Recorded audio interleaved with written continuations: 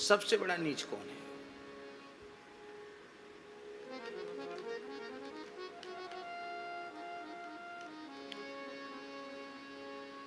कृतघ्न। सबसे बड़ा नीच कौन है? कृतघ्न। कृतघ्न समझते हैं किसको कहते हैं? उपकारी के किए गए उपकार को न मानना, उसको कृतघ्न कहते हैं।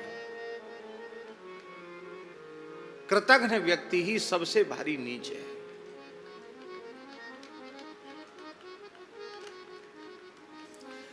ब्रह्म हत्या, सुरापान, गुरुतल्प गमन, स्वर्णस्तेय, ऐसे ऐसे भयंकर पापों के प्रायश्चित बताए गए हैं शास्त्रों में,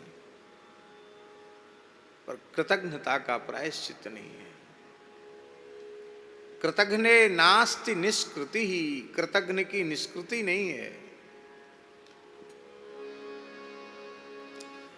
मानव जन्म प्राप्त करके यदि हम भगवान से विमुख हैं, भगवान का भजन नहीं कर रहे हैं, भगवान के प्रति कृतज्ञता के भावों से भरे हुए नहीं है, हमारा ऐसा अंतःकरण नहीं बन पाया है, तो हम कृतघ्न हैं। और हम कृतघ्न हैं तो हमसे बड़ा कोई नीच नहीं है। कुत्ता अपने स्वामी के प्रति कितना कृतज्ञ होता है। भोग योनि में पड़ा हुआ अत्यंत तुच्छ प्राणी है कुत्ता, जिसके स्पर्श का भी निषेध शास्त्रों में किया गया है। कुत्ते को अस्पृश्य माना गया, छुओ मत कुत्ता को। कुत्ता छूने वाले के पुण्य नष्ट हो जाते हैं। कुत्ता को जानकर छुए नहीं, कुत्ता छू जाए तो सचैल स्नान करे, सवस्त्र स्नान करे, सिर से स्नान करे। इतना निषेध कुत्ते का बताया है। कुत्ता को पालना भी मना, कुत्ता को मारना भी मना। मारो भी मत कुत्ता को। जैसे गाय को पहली रोटी, ऐसे कुत्ते को आखिरी रोटी। कुत्ते को रोटी देना जरूरी है, गाय को रोटी देना जरूरी, कुत्ते को रोटी देना भी जरूरी है, क्योंकि वो अधिकारी है, अंतिम ग्रास का अधिकारी है वो।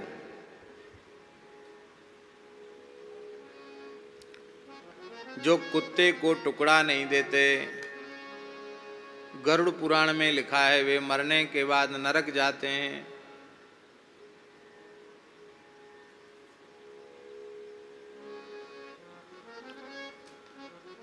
और एक मनुष्य के जीवन में उसके द्वारा कुत्ते को जितना भाग दिया जाना चाहिए उतना नहीं दिया गया, तो उतना मांस वो परलोक जाते समय यमलोक की यात्रा में, वो नरक के कुत्ते, देवताओं की कुतिया, उसका नाम है शर्मा। क्या नाम है? शर्मा। ब्राह्मण वाले शर्मा नहीं, उसका नाम है सरमा। पूरा रा है, सरमा, दंत सकार और रकार और दीर्घ माकार, सरमा। उसके दो पुत्र हैं, एक का नाम है श्याम, दूसरे का नाम है शवल। ये दोनों कुत्ता, इनके बहुत बड़ा खानदान है महाराज नरक में। वो जितना तुमने नहीं दिया उतना पीढ़ी नोच नोच के खा जाएंगे उतनी। इसलिए भाई गाय को ग्रास तो दो, अवश्य दो, कुत्ते को भी टुकड़ा दो। कुत्ते को टुकड़ा देना चाहिए। हमारे यहाँ खाक चौक में महाराज जी ये नियम चालू करके रखे थे।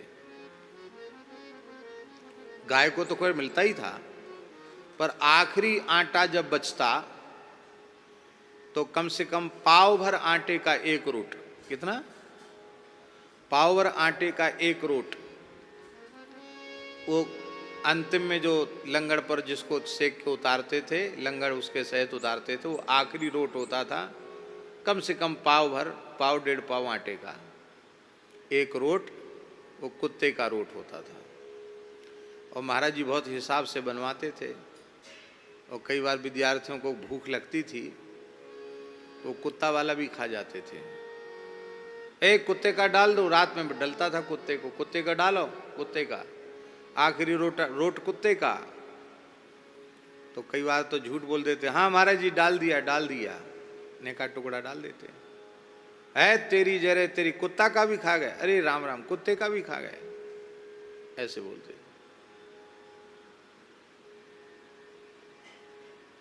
भूखे मर जाओ पर कुत्ते का अंश मत खाओ, भूखे मर जाओ पर गाय का अंश मत खाओ। महापुरुषों की वाणी है। कुत्ते को देना चाहिए पर कुत्ते को घर में पालना, कुत्ते को छूना निषिद्ध है।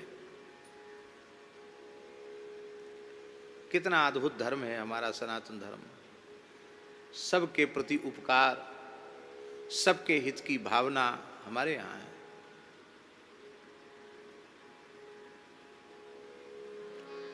श्री वृंदावन बिहारी लाल की जय, राधा रानी की जय, जय जय श्री राधे।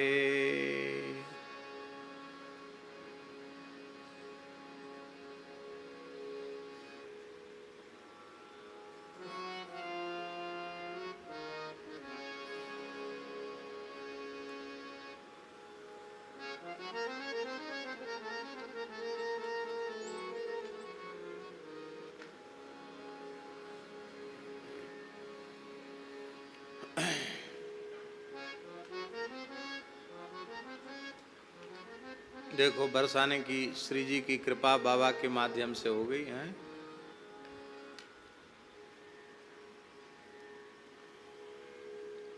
जिसके घर में कुत्ता रहता है उसके घर में देवता पूजा ग्रहण नहीं करते हैं, पितर श्राद्ध ग्रहण नहीं करते हैं, उसके घर का अन्न जल खाने योग्य नहीं होता, छूने योग्य नहीं होता है। क्योंकि कुत्ता सब जगह घूमता है, सबको छूता है, तो वो छूने के कारण वो वस्तु सब खाने के योग्य नहीं रह जाती।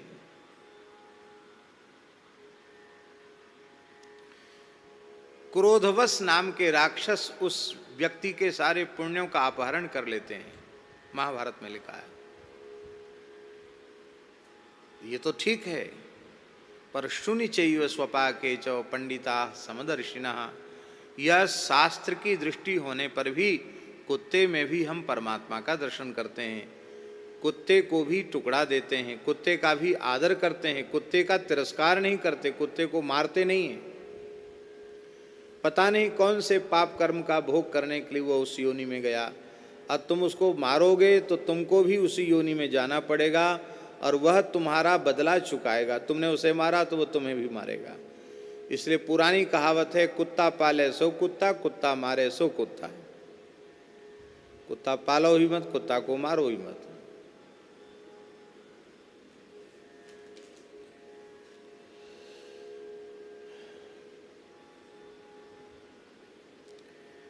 उस कुत्ते में ये बात हम इसलिए कह रहे थे कि वह अस्पृश्य प्राणी है, शास्त्र की दृष्टि से छूने योग्य नहीं है वो। और उस अस्पृश्य प्राणी में भी एक कितना बड़ा गुण है, कृतज्ञता का। वो अपने स्वामी के दिए हुए एक टुकड़े को खाकर मालिक का दरवाजा छोड़कर कहीं नहीं जाता, रात भर जागकर चौकसी करता है, चौकीदारी करता है। मालिक के आते ही नाचने लग जाता है, पूंछ हिला हिला करके, दुम हिला हिला करके। वो रोटी लेकर के आता है तो बस नाचता है, फिर पेट दिखाता है, लेट जाता है, सूंघ लेता है, चाट लेता है, दोनों पैर के पंजा रख के ऊपर कंधे पे चढ़ जाएगा। ये सब नाटक देखने को मिलते गांवन में, अब तो शहरों में भी इसे लोग करते हैं। तो कितना कृतज्ञ होता है अपने मालिक के प्रति। वह अत्यंत निम्न कोटि का भोग योनि में पड़ा हुआ, पाप कर्म फल भोग के लिए मिली जो योनि है, उस योनि को भोगने वाला कुत्ता अपने स्वामी के प्रति कितना कृतज्ञ होता है। तो भगवान ने देव दुर्लभ हमें मानव शरीर प्रदान किया, विचार, विवेक, बुद्धि सब कुछ भगवान ने हमें प्रदान की। रहने के लिए धरती दी, किराए मांगते हैं भगवान, मकान का तो किराए दे, तो भगवान किराए मांगने लगे, लाओ हमारी धरती का किराया है किसी के पास देने को? लाइट का बिल तो भरते हो, लाइट जहां से पैदा होती उसका बिल भरते हो? सूर्य भगवान इतनी बड़ी लाइट है भगवान की, बिल भरा कभी? मरकरी कितनी, सब मरकरी फेल हैं चंद्रमा के सामने।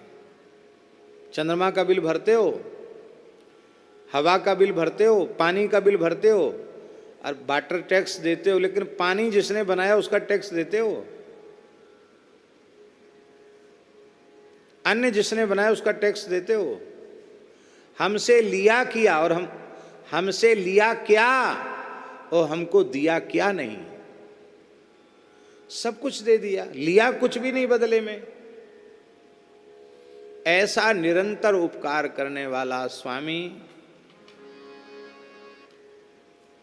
अरे नीच, ऐसे प्रभु के साथ भी तुमने प्रेम का निर्वाह नहीं किया, तो कितना कृतज्ञ है। नीच माने कितना कृतज्ञ है। न तो उनसे नेह किया, न तो उनसे प्रेम किया, और ना ही उनसे नाता जोड़ के रखा।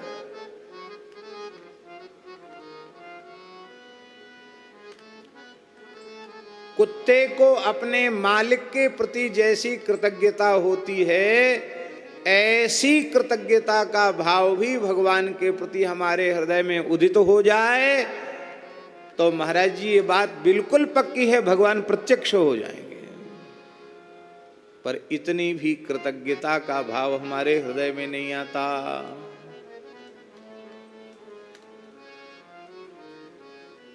कुत्ता रात भर जाग करके चौकसी करता है, हम बाल भोग ठूस के तो बाल भोग करते हैं। नाम रहता उसका बाल भोग, बाल भोग नहीं, कुछ नहीं, वो सब राजभोग का दादा गुरु है। और राजभोग में भी महाराज सांस चलती है, भगवान की दया समझो। नहीं सांस न चले हमारा बस हो तो इतना ठूस के खा लें कि सांस भी न चल पावे। वही हालत ब्यारू में। और जब देखो तब बकरी जैसा मुंह तो चलते ही रहता है, कुछ आया खाओ मुंह में डालो। पर भगवान का स्मरण हम कितना करते हैं। संत श्री पीपा जी का एक पद है, याद नहीं है लेकिन बड़ा प्यारा पद है। राम तेरी, राम तेरी भूखा भगति न होई, राम तेरी भूखा भगति न होई। हम तो भक्ति भी पेट भरने के लिए करते हैं, इसका आशय है राम तेरी भूखा भगति न होई। क्या चाहिए? वही भजन भी सशर्त करते हैं, बिना शर्त नहीं, पहले ठाकुर से पक्का कर लेते हैं। इतना हम गरीब व्यवस्था करो तो कुछ राम राम कर सकते, नहीं तो नहीं। 8 सवारे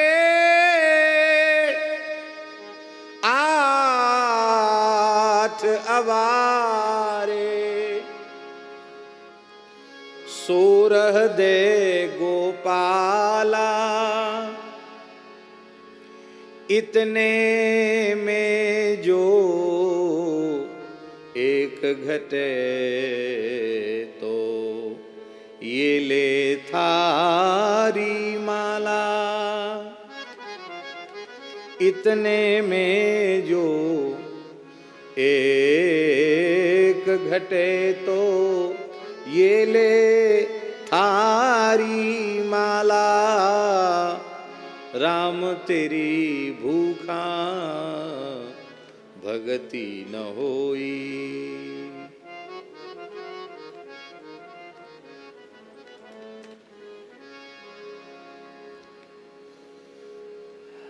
राम तेरी भूखा भगति न होई। 8 रोट तो चाहिए सवेरे सवेरे,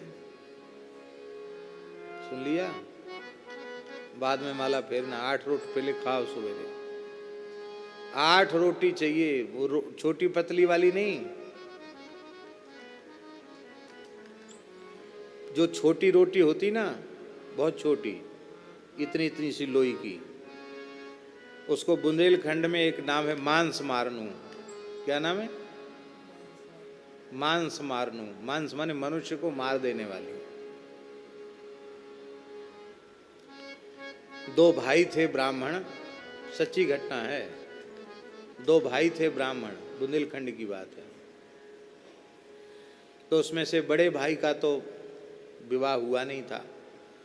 विवाह न होने का कारण ये था कि वो पुराने ज़मानों में बहुत जल्दी विवाह हो जाते थे, और यदि लड़का 15-16 वर्ष का हो जाता था तो लोग कहते थे कि अब तो उम्र पक गई, अब विवाह के लायक नहीं। कितनी साल में? 16 वर्ष का हो गया तो अब तो पक गई उम्र, अब क्या, रेख नहीं आनी चाहिए, उसके पहले विवाह हो जाता।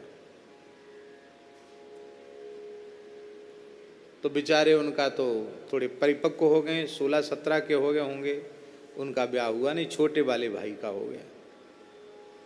दोनों में बहुत प्रेम था, भाई भाई में। गांवड़े में रहते थे, किसान आदमी, खेती थी घर में। संस्कार होता किसी किसी का। छोटे भाई के भी विवाह होने के बाद कुछ दिन बाद एक पुत्र हुआ, और पुत्र होने के बाद कुछ दिन में छोटे भाई की पत्नी भी मर गई।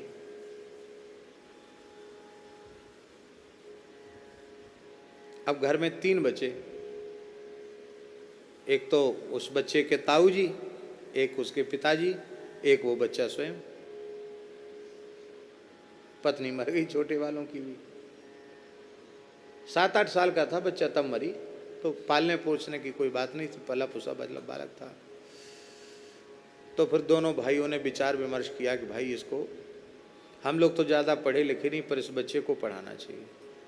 द्वारा विवाह छोटे भाई ने किया नहीं और बच्चे को पढ़ाया। पढ़ाने से बहुत योग्य था पढ़ने में लड़का, बहुत अच्छा पढ़ा और कोई बड़ा अधिकारी हो गया। बड़ा अधिकारी का मतलब कलेक्टर की रैंक का अधिकारी, जिले में बड़ी पोस्ट, बड़ा आईएएस कोट रैंक का अधिकारी हो गया। और आईएएस रैंक का अधिकारी हो गया तो स्वाभाविक है उसका विवाह भी बहुत बढ़िया हुआ, अच्छी पढ़ी लिखी लड़की से विवाह हुआ। पर वो लड़का बड़ा पितृभक्त था, इसलिए उसने शर्त रखी विवाह में कि हमें चाहिए तो फूटी कौड़ी भी नहीं, पर मेरी एक शर्त है कि मैं अपनी बहू से नौकरी नहीं कराऊंगा, और मेरी बहू का केवल, मेरी पत्नी का एक ही काम होगा कि मेरे पिताजी और मेरे ताऊ जी दोनों को किसी भी प्रकार का कष्ट न हो। इसका मतलब है कि मैं चाहे जहाँ रहूँगा पर उसको रहना पड़ेगा गांव में, या मेरे ताऊ जी पिताजी मेरे पास रहेंगे तो वहाँ रहना होगा। उनकी सेवा मुख्य है, क्योंकि उन्होंने बहुत कष्ट से हमको पाला है और हमको पढ़ाया लिखाया है, हमको आदमी बनाया है, हम उनके प्रति कृतज्ञ हैं।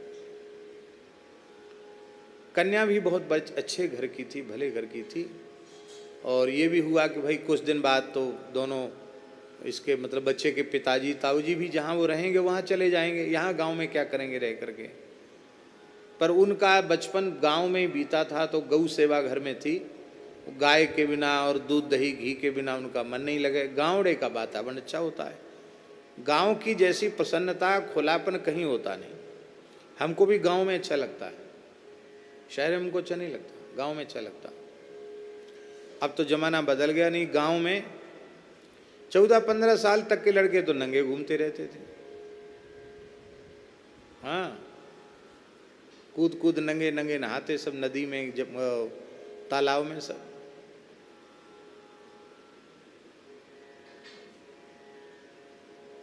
चड्डी पहन पहन नेकर पहन पहन लोग स्कूल चले जाते थे पढ़ने।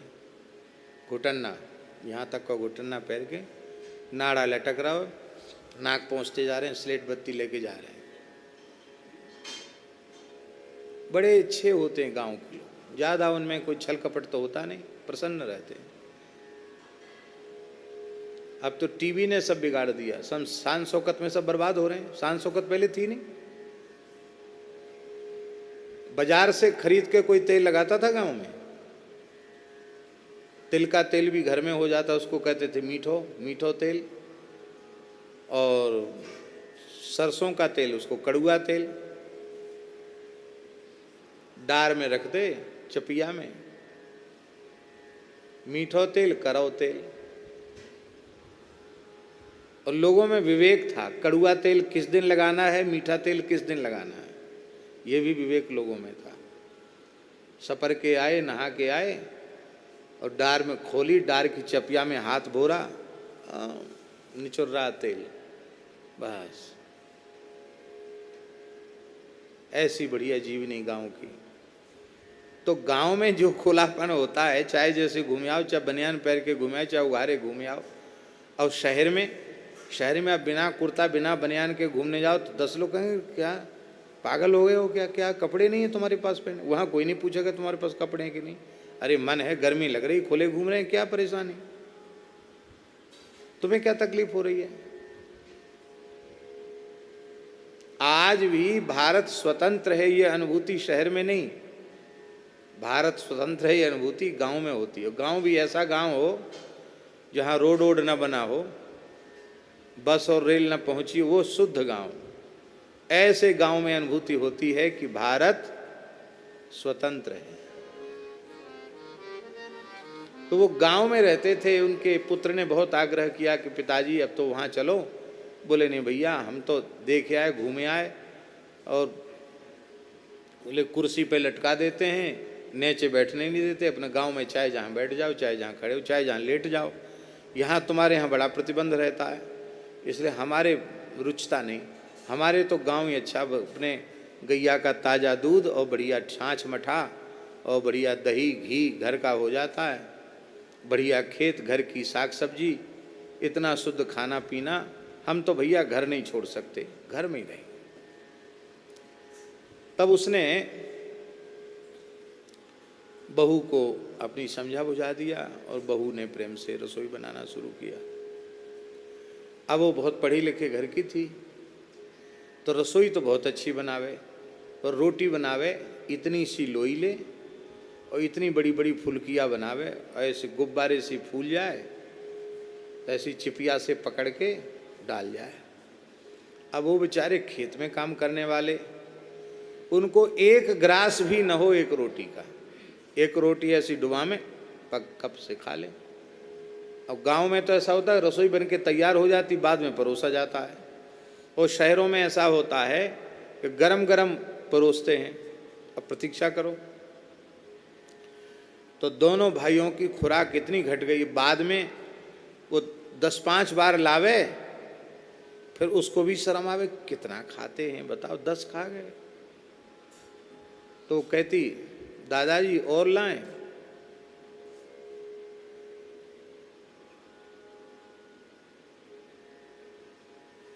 तो बेचारे शर्म के मारे कहते रंदो बेटा रंदो, रंदो माने रहने दो, रंदो बेटा रंदो।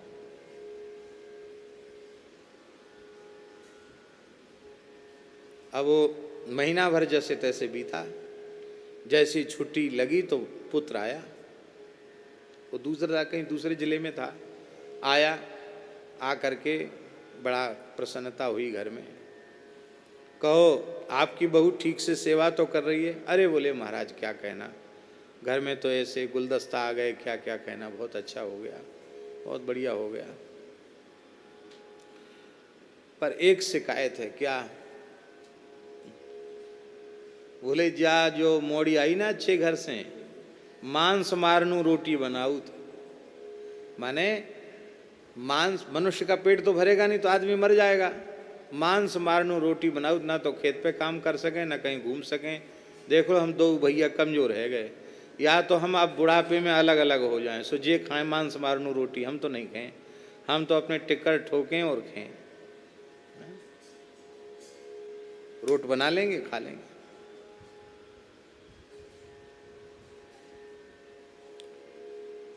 ये है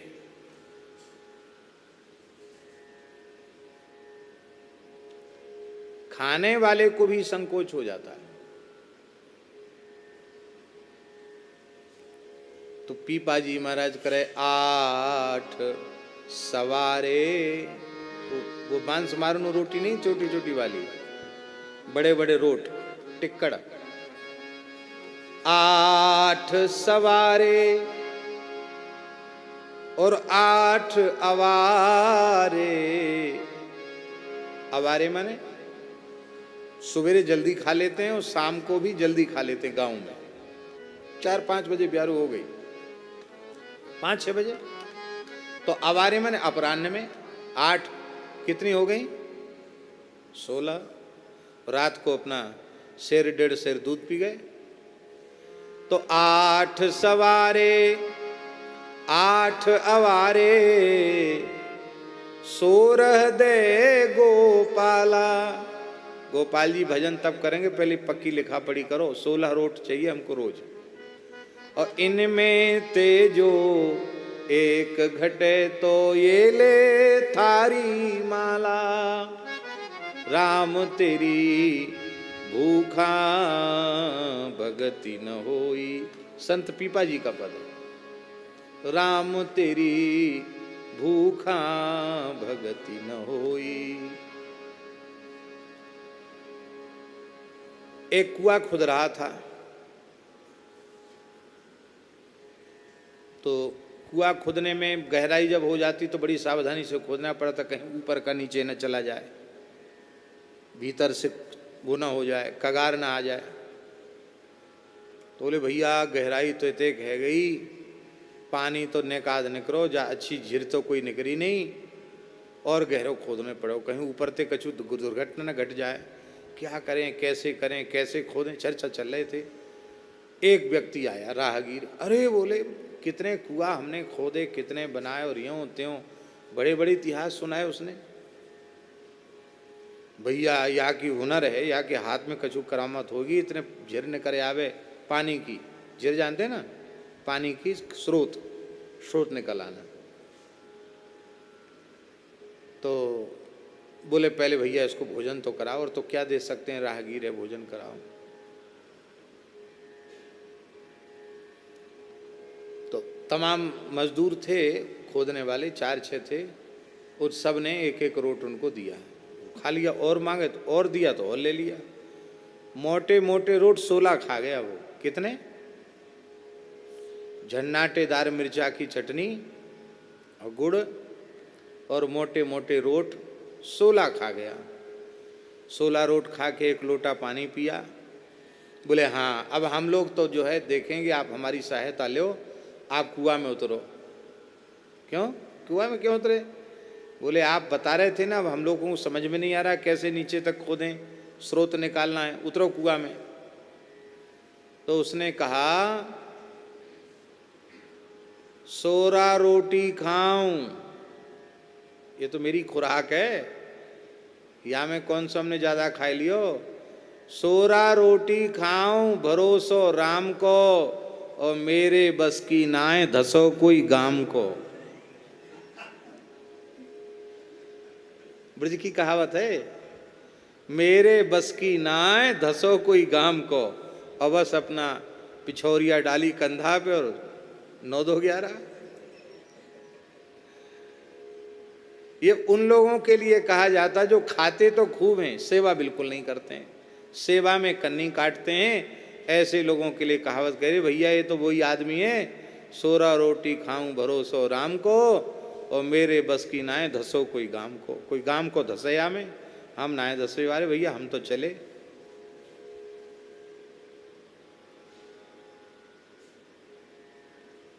हम भक्ति भी करते हैं तो भोजन के लिए करते हैं। ये हास परिहास वाली बात नहीं है, ये विचार वाली बात है। हम भगवान की प्रसन्नता के लिए भक्ति न करके अपनी उदर पूर्ति के लिए भक्ति कर रहे हैं, ये दुर्भाग्य की बात है। अरे भाई उदर पूर्ति तो होगी, विश्वंभर अपने शरणागतों की उपेक्षा करेगा क्या? जिनका नाम विश्वंभर है, नाम विश्वंभर, मलुकदास जी महाराज करे वाणी में, नाम विशंभर विश्व जियावे, नाम विशंभर विश्व जियावे, साँझ बिहान रिजक पहुँचावे, साँझ बिहान रिजक पहुँचा, राशन पहुँचाता, साँझ बिहान रिजक पहुँचावे, साँझ बिहान रिजक पहुँचावे। देहि अनेकन मुख पर ऐने, देहि अनेकन मुख पर अब गुण करे सो गुण करी माने, अब गुण करे सो गुण करी माने। गरुआ ठाकुर है रघुराई, गरुआ ठाकुर है रघुराई, गरुआ ठाकुर है रघुराई, गरुआ ठाकुर है रघुराई। कह मलूक का करूं बड़ाई, कह मलूक का करूं बड़ाई, कह मलूक का करूं बड़ाई, कह मलूक का करूं बड़ाई। नाम विशंभर विश्व जियावे, नाम विशंभर विश्व जियावे। ये विश्वंभर हैं भाई, सारे विश्व का भरण पोषण करते हैं। नास्तिक से नास्तिक का पेट भरते हैं, भजन करने वाले को भूखा रखेंगे क्या? भूखा नहीं रख सकते। पद्म पुराण का श्लोक है बाबा, भोजनाच्छादने चिंतां वृथा कुर्वन्तु वैष्णवा, योऽसौ विश्वंभरो देवः स भक्तान् किमुपेक्षते।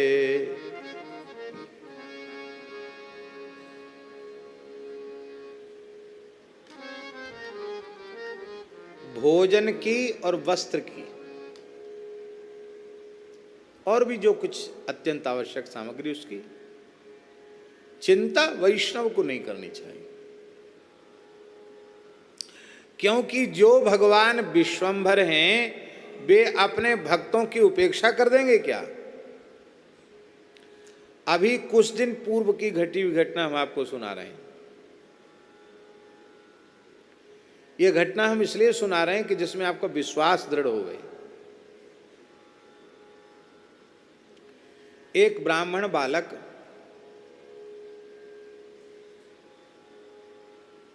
बहुत सीधा साधा सरल बालक एक मंदिर में पूजा करता था।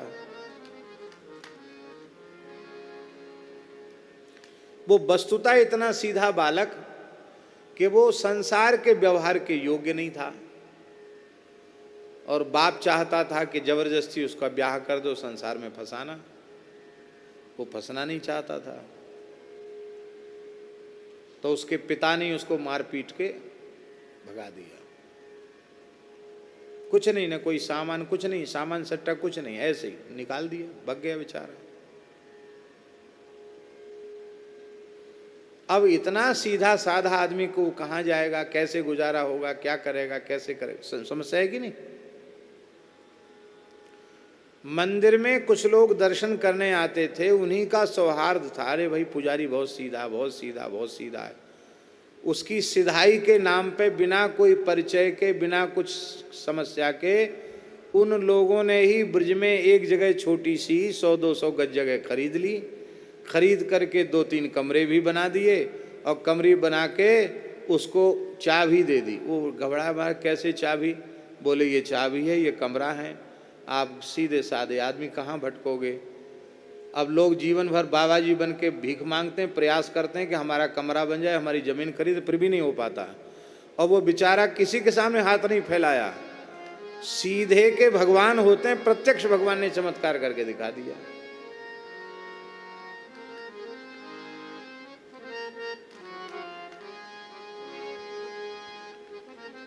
हमारी चतुराई चालाकी हमारा कल्याण नहीं होने दे रही, हमारी समझ में तो ये आया, हमारी चतुराई चालाकी हमारा कल्याण नहीं होने दे रही है। हरि गुरु संत इनकी जैसी कृपा हमें अपने जीवन में प्राप्त करनी चाहिए, उस कृपा को पाने में बाधक है हमारी चतुराई। इसलिए भजन की शर्त है, मन क्रम बचन छाड़ी चतुराई, मन क्रम बचन छाड़ी चतुराई, भजत कृपा करी है रघुराई, भजत कृपा करी है रघुराई, भजत कृपा करी है रघुराई, भजत कृपा करी है रघुराई।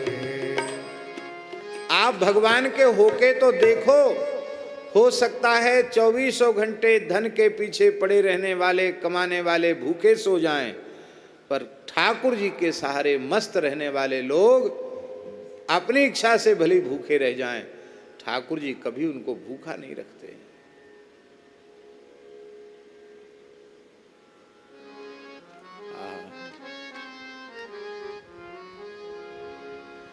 किसान अन्न के लिए खेती करता है, बिना चाहे भूस उसको प्राप्त हो जाता है।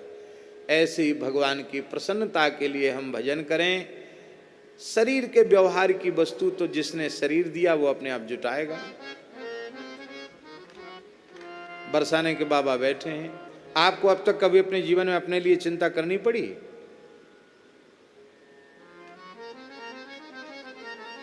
अरे भाई, जिसके दरबार में बैठे कोई कमी है उसके दरबार में? लाडली जी के दरबार में बैठे हैं।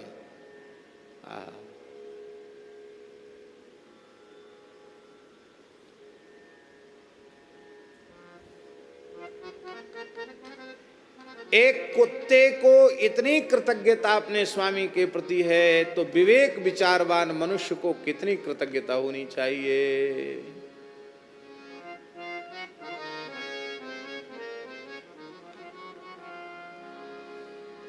इनको राम तीर्थदास जी को पता होगा, ये पंजाबी भगवान है, पंजाबी बाबा हैं, पिंडोरी धाम के हैं, इनको पता है। पंजाब के संत जो बुल्ले शाह थे,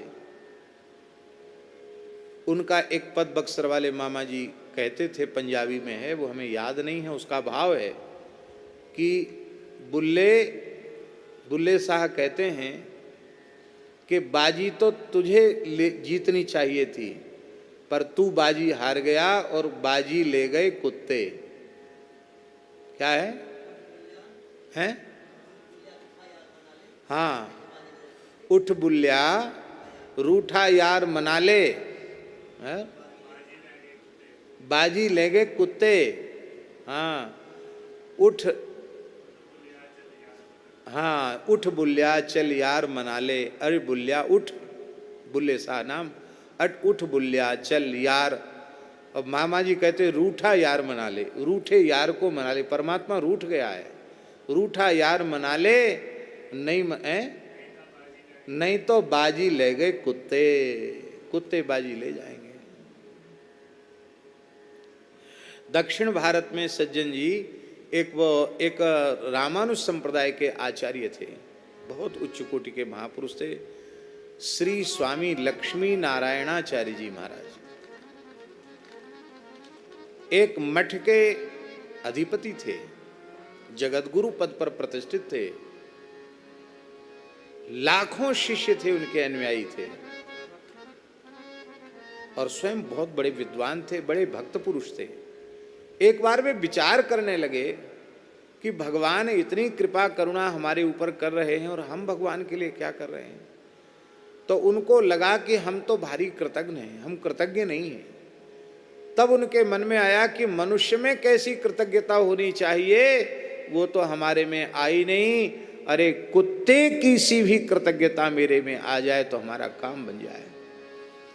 विचार करते करते इतनी गहराई में उतर गए। श्री लक्ष्मी नारायणाचार्य जी महाराज प्रपन्नामृत नामक ग्रंथ में ये चरित्र है। ये इतने अधिक चिंतन में गहरे उतर गए कि मठ को त्याग करके कावेरी नदी के तट पर जाकर बैठ गए। एक इमली के वृक्ष के नीचे बैठ गए और मन में अनुसंधान करने लगे कि मैं मनुष्य नहीं, मैं ब्राह्मण नहीं, मैं आचार्य नहीं, मैं तो श्री रंगनाथ भगवान का कुत्ता हूँ। और बस इसी भाव से मैं भगवान का कुत्ता हूँ, भगवान का दिया हुई टुकड़ा खाऊंगा, भगवान की याद करूंगा, कुत्ते जैसी कृतज्ञता। लोगों ने सोचा इनका दिमाग गर्म हो गया क्या, गर्मी चढ़ गई है, मठ छोड़ करके वहाँ सब कपड़ा पड़ा सब उतार के बैठ गए, वहाँ क्या बात है। तो लोग पूछने गए कि महाराज जी क्या हुआ, क्यों बैठ गए। तो वो भौंकते हैं, क्योंकि अपने को भगवान का कुत्ता समझ ले तो बोलना बंद कर दिया, भौंकने लग गए कुत्ते जैसे। तो लोगों ने अरे लगा कुत्ता खा गए होगा इन्हें, अब वो कुत्ता का जहर चढ़ गया, अब ये कुत्ता जैसे भौंकने लगे, अब ये किसको काट लेंगे तो वो भी कुत्ता जैसा भौंक भौंक के मर जाएगा। तो अब मठ वाले भी चेला चेली भी नहीं बोले कि चलो महाराज मठ पे चलो, बोले नहीं अब तो गुरु जी को यहीं कोई बात नहीं, अंतिम समय है, कावेरी के तट पे इनको रहने दो। सब चले गए, मठ संभाल लिया सबने, गुरु ये है संसार, गुरु जी को छोड़ दिया। संसार जब तक मनुष्य बने रहे नहीं छूटा, भगवान के कुत्ता बनते ही संसार से छुट्टी मिल गई, देख लो। और आज दिन भर कुछ खाया पिया नहीं था, क्यों, अपने मालिक का दिया टुकड़ा खाएंगे। भीतर ही भीतर अष्टाक्षर महामंत्र का अनुसंधान कर रहे थे। पहले प्रणव, फिर नमः पद, फिर नारायण शब्द से चतुर्थी का एक वचन, इस प्रकार से अष्टाक्षर महामंत्र का निरंतर वे अनुसंधान कर रहे थे और भगवान की मधुर स्मृति में डूबे हुए थे। आज पहला ही दिन था कि शयन के बाद साक्षात श्री रंगनाथ भगवान चतुर्भुज रूप में पधारे, अपना अधरामृत प्रसाद लेकर के पवाया ही नहीं, सिर पर हाथ पधराया। और इस प्रकार से उन्होंने नित्य प्रति भगवान का दर्शन होता था और वे सदैव वैकुंठ पधारे।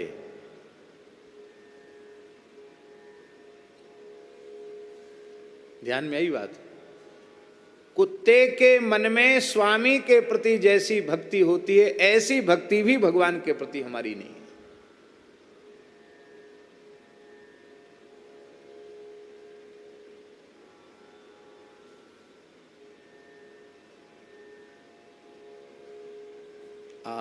बहुत दुख की बात है। तो नीच कृतघ्न, अरे ओ कृतघ्न, स्वामी के अनंतों उपकारों को तूने भुला दिया, तुझसे बड़ा नीच कौन होगा। हरि तुम बहुत अनुग्रह कीन हो, साधन धाम विबुध दुर्लभ तन, मोहि कृपा कर दीन्हो। हरि तुम बहुत अनुग्रह कीन्हो, कितने कृपा किए। कोटिहु मुख कही जात न प्रभु के, एक एक उपकार, तदपि नाथ कछु और मांगी हो, दीजे परम उदार।